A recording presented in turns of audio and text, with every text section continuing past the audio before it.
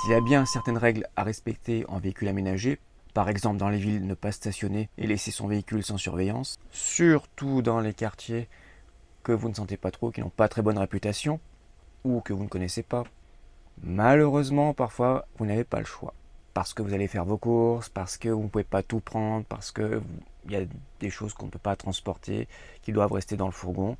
Et peut-être parfois, c'est même peut-être plus dangereux dehors. Vous risquez de toujours la question de savoir si je dois prendre mes papiers avec moi, mon argent, tout ça, si c'est plus en sécurité avec moi, ou dans le fourgon, il faut peser tout ça.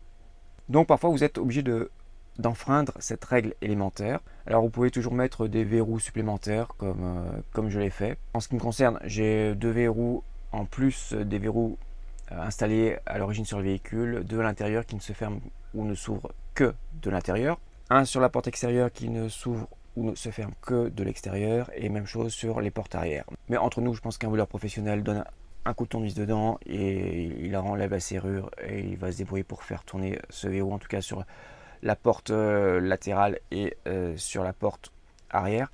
Quoi qu'il en soit, rien ne l'empêchera de casser les vitres, les 2 vitres avant, côté conducteur ou côté passager. Et, mais encore, le gros point faible de ces véhicules, ce sont les fenêtres en plastique qu'il y a de chaque côté. Ces fenêtres en plastique, c'est vraiment le gros point faible dans le véhicule, parce qu'elles sont tenues, en fait, en tout cas c'est le cas dans mon fourgon, et j'imagine que dans la plupart c'est comme ça, par 3 petits loquets qui font juste ce mouvement-là, des loquets en plastique. Donc il suffit de tirer, mettre un peu de force et les petits bouts de plastique vont se courber ou se casser, ou peut-être avec un tournevis aussi, en rentrer un tournevis dedans. Je ne veux pas essayer de donner le mode d'emploi aux voleurs, de toute façon ils les connaissent très bien. Donc c'est vraiment très facile d'ouvrir ces fenêtres en plastique. Donc surtout, n'allez pas imaginer que votre véhicule de loisir, votre véhicule aménagé est un coffre-fort. C'est pas plus qu'une voiture, je dirais même que ça s'ouvre encore plus facilement qu'une voiture. Pour les camping-cars, je pense que les serrures des portes qui ont été installées par les aménageurs, c'est encore pire, elles s'ouvrent encore plus facilement. L'avantage, moi, c'est que je n'ai pas de coffre. Même quand je dors à l'intérieur du fourgon, si on ouvre une des portes, je vais l'entendre. Tandis que lorsqu'on est dans un camping-car, il y a des coffres. Et souvent, si vous avez la mauvaise idée de dormir sur une aire d'autoroute, par exemple, en plein été, une autoroute qui relie le nord et le sud de la France, vous avez de grandes chances de vous faire cambrioler les coffres. Alors pourquoi je vous raconte cela? Eh bien c'est parce que il m'est arrivé une chose que je ne souhaite à personne. Je me suis fait cambrioler. Et oui, j'ai enfreint la règle. Je me suis garé sur un parking qui avait mauvaise réputation. Alors bien sûr, j'avais un peu une excuse. Alors, je vais vous expliquer comment tout ça s'est passé. Si vous avez regardé les vidéos précédentes, vous savez que j'ai passé le réveillon du 24 chez mon père dans le sud de la France. Et ensuite, pour le 25, j'étais invité pour le repas de midi par ma sœur qui habite dans la banlieue de Lyon. Malheureusement, elle habite en ville, donc je n'ai pas eu trop le choix de me garer. Et ce que je pensais faire, donc arriver en fin de matinée, arriver pour l'apéro, manger, je me suis dit que un 25 décembre, on n'allait quand même pas me cambrioler en plein jour comme ça le fourgon. Erreur, erreur, erreur. Et puis je pensais dormir dans le fourgon le soir. Il y a un grand parking public près de chez elle. Alors elle m'avait prévenu que ça n'a pas toujours bonne réputation, que l'ami de ma mère s'était déjà garé là avec son camion, qu'on lui avait cassé la vitre. Bon, il n'y avait rien à voler. Mais c'était l'endroit le plus près, le plus commode. Alors ce qu'il faut savoir, elle habite dans un vieux quartier et juste derrière, il y a une cité. Une cité du genre dans laquelle on n'a pas envie de passer du temps, et il vaut mieux pas si vous voulez revenir avec toutes vos affaires. Mais bon, personnellement je connaissais pas trop les lieux, j'ai vu la cité de loin.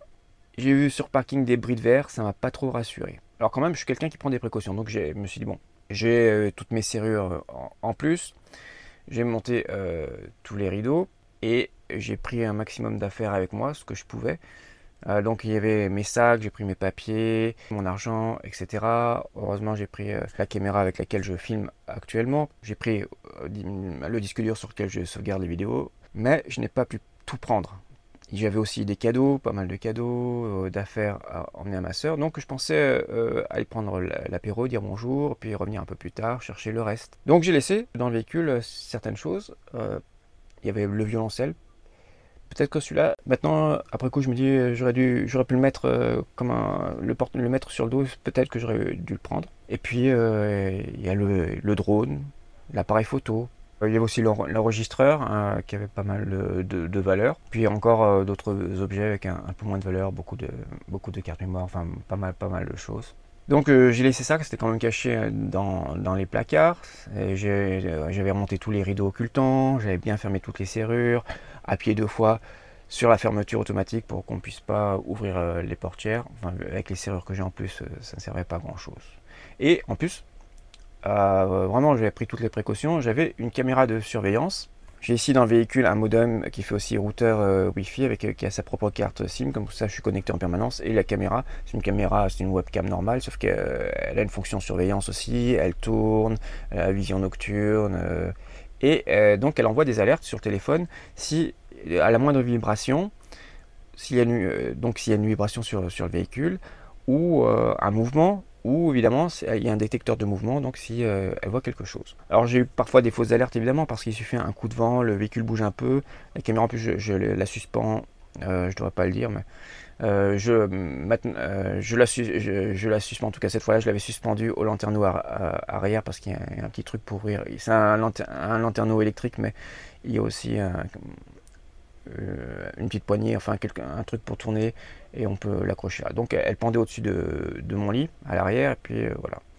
Donc comme elle pend, des fois il suffit qu'il y ait du vent ou quelque chose comme ça.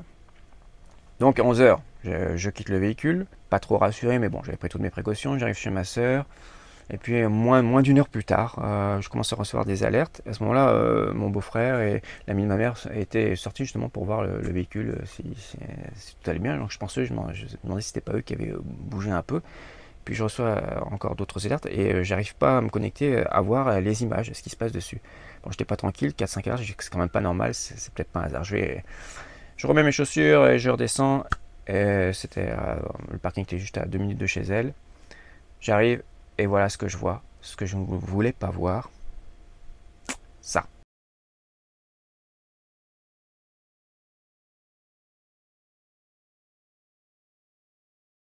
Donc j'ai fait un bilan rapide de tout ce qu'on m'a volé, pour 4 ou 5 000 euros. 1 heure après m'être garé, un 25 décembre, le jour de Noël. Ça m'a fait mal, ça m'a fait très très mal. Bon, il y a la perte, la valeur de ce qu'on a perdu, ce sentiment d'être aussi vulnérable. Et puis ça va remettre aussi beaucoup de choses en question. Tous ces objets que j'ai perdus, bon, le drone, déjà je vais pas en racheter un, parce que je ne pourrais pas toujours l'emmener avec moi, et je serais toujours stressé de le laisser. Ça prend de la place, l'appareil photo aussi, il est lourd. Ça, je pense que je vais en racheter un autre quand je pourrai, parce que sinon il ne me reste plus que cette petite caméra pour faire les vidéos, et j'ai plus rien pour faire les photos. Moi j'aime aussi beaucoup prendre de belles photos, et une deuxième caméra aussi, ça peut être utile. Mais le drone, ce qu'il faut savoir pour le drone, c'est qu'il faut maintenant dans l'Union européenne un permis que j'ai, donc il faut passer des tests, etc. Et je peux voler partout dans l'Union européenne. Il y a de plus en plus de zones qui sont interdites aux drones. C'est compréhensible, c'est un peu comme les véhicules aménagés, de plus en plus, donc il y a de plus en plus d'interdictions qui vont avec. Pour les drones, c'est pareil, il y a de plus en plus d'introductions pour voler. Et puis, quand on quitte l'Union européenne, dans beaucoup de pays, par exemple, si vous voulez aller en Afrique, il faut savoir que si vous passez par l'Espagne et le Maroc, au Maroc, c'est interdit. Donc, vous avez ça dans le fourgon, vous êtes en Espagne, puis l'hiver, par exemple, vous décidez d'aller au Maroc.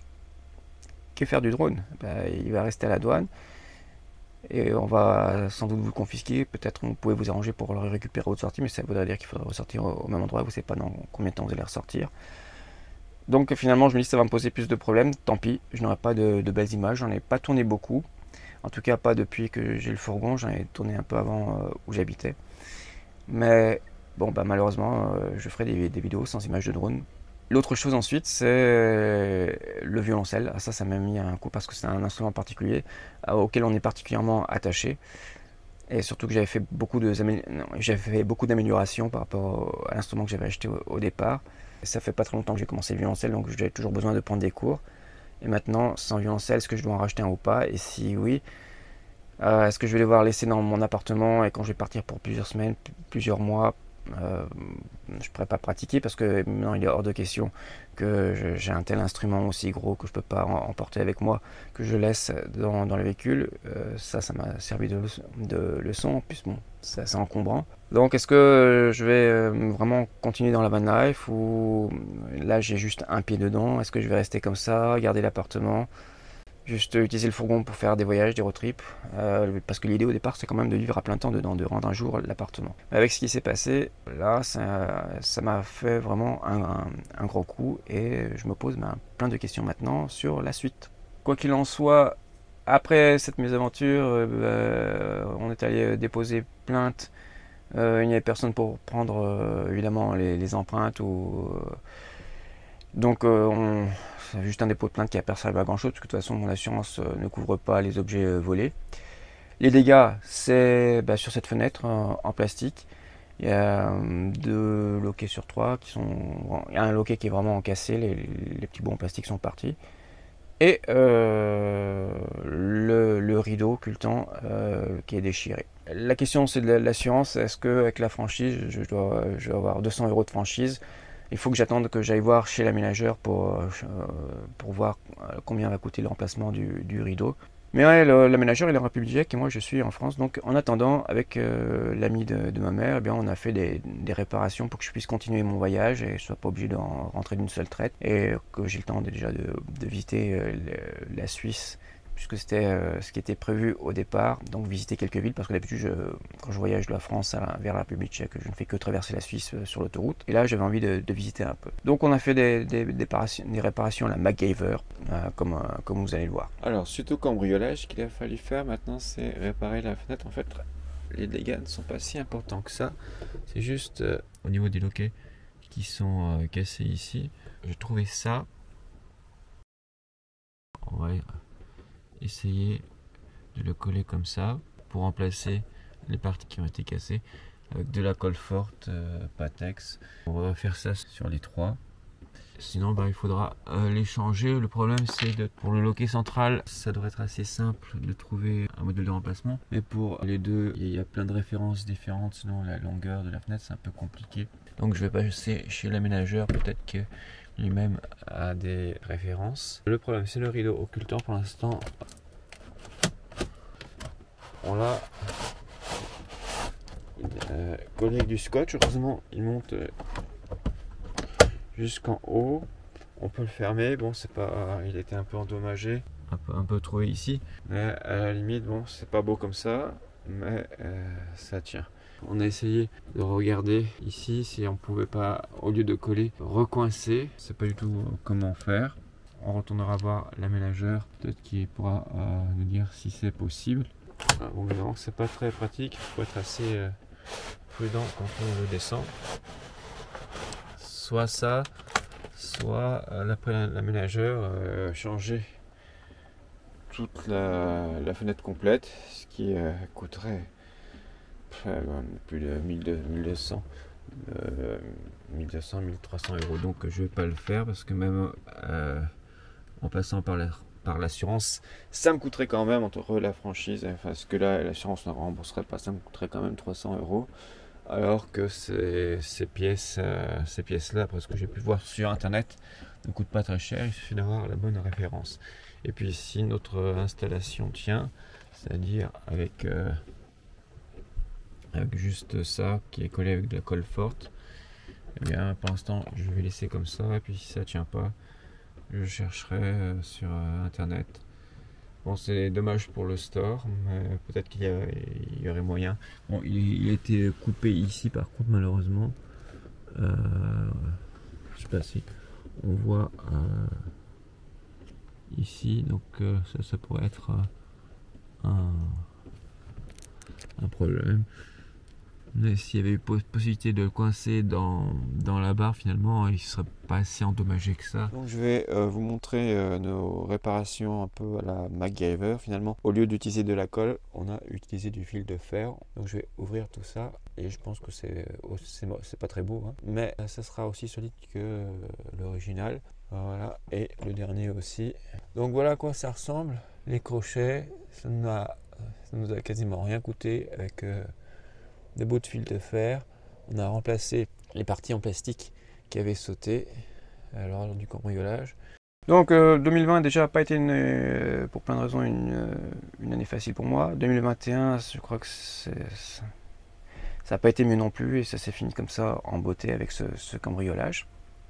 Ce qui m'énerve, là j'ai la rage contre Dometic, c'est le fabricant de la fenêtre, pour faire des trucs qui sont aussi faciles que ça à ouvrir, quoi. C'est vraiment de la merde ces trucs-là, ça ne tient pas, c'est ces petits loquets, c'est vraiment des trucs en plastique.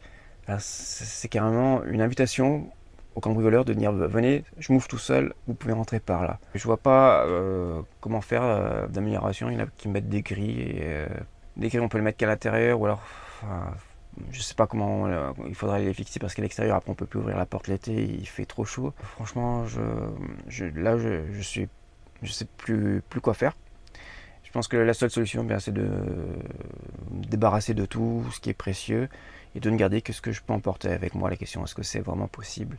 Pas sûr, et par exemple quand je vais aller me baigner ou faire du kayak, je vais pas le risquer de prendre les caméras et qu'elles tombent dans l'eau. Il y aura toujours quand même un risque à prendre. En moralité, il faut toujours respecter les règles, puis quand c'est pas possible, il faut se préparer à en assumer les conséquences. Il faut savoir que ça peut arriver, et ça n'arrive pas qu'aux autres.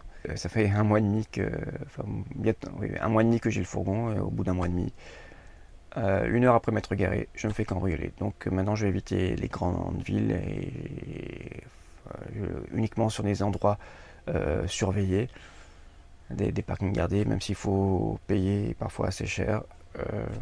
Je ne prendrai plus ce risque-là, et surtout se fier à son instinct quand on ne sent pas l'endroit, comme c'était le cas là. J'avais déjà l'avertissement de ma soeur qui n'était pas sûre du truc. Quand je suis arrivé, j'ai vu du verre brisé, il n'y avait pas de voiture. À la police, ils m'ont dit que de toute façon, maintenant, avec cette période de Covid, on porte des masques, ils mettent une casquette. Il y avait une caméra, paraît-il, d'après ma soeur, d'une médiathèque qui est de l'autre côté du parking. Je leur ai signalé qu'ils puissent regarder, puisqu'on a l'heure. Mais je ne m'attends pas à ce qu'ils retrouvent les cambrioleurs. Donc adieu le violoncelle, adieu le drone, adieu l'appareil photo. Et il faut se faire une raison. Donc maintenant, il va falloir un peu de temps pour me remettre. Mais enfin, c'est un tout. C'est pas le fait simplement d'avoir perdu tout ça, mais de ne plus me sentir vraiment en sécurité là-dedans. Voilà, ce sont des choses qui arrivent, donc espérons que ça ne m'arrivera plus.